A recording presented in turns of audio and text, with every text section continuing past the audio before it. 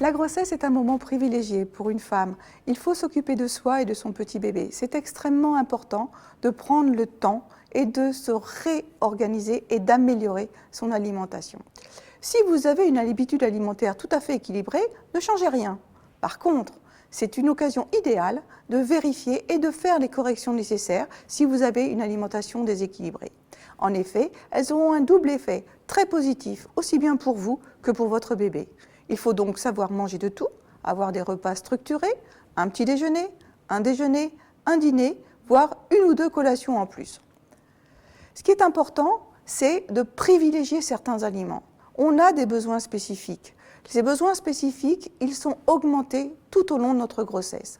Quand on prend le cas de l'acide folique, qui est extrêmement important avant la grossesse et durant les premiers mois de la grossesse, il faut privilégier ceci. Si jamais vous avez des régimes à base de légumes, vous êtes tout à fait équilibré. Si vous les oubliez, n'hésitez pas à demander une supplémentation à votre médecin et prévenez-le de votre début de grossesse ou de votre projet de grossesse. Cet acide folique, vous allez le trouver dans la levure, les épinards, la mâche, les noix, les pois chiches, les lentilles et les légumes à feuilles. Durant la grossesse, on a également des besoins augmentés en vitamine D. Ces besoins, ils sont augmentés de 100%. Le poisson gras est riche en vitamine D. Vous allez le trouver également dans le lait enrichi. Et n'oubliez pas le soleil qui est la source majeure de vitamine D. Protégez-vous, car c'est important également de ne pas s'exposer trop au soleil. Le fer, les besoins sont augmentés de 120% pendant la grossesse. Vous allez le trouver notamment dans la viande, très riche en fer, dans les poissons et dans le boudin, très riche en fer aussi, mais également dans les légumes secs, et sur lequel il faut penser à rajouter du citron. La vitamine C en favorise l'absorption. Attention au thé qui, lui, va empêcher l'absorption du fer. Donc ne jamais dépasser plus de 1 à 2 tasses de thé si jamais on est carencé en fer. L'iode a des besoins très augmentés de 30%.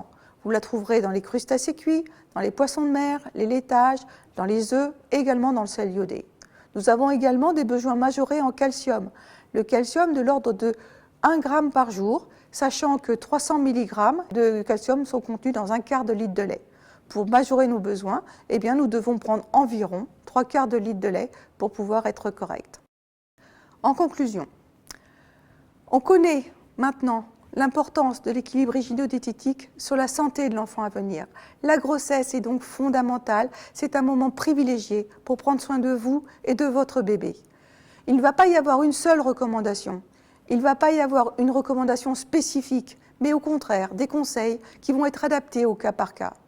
N'hésitez jamais à demander conseil à votre médecin ou un spécialiste.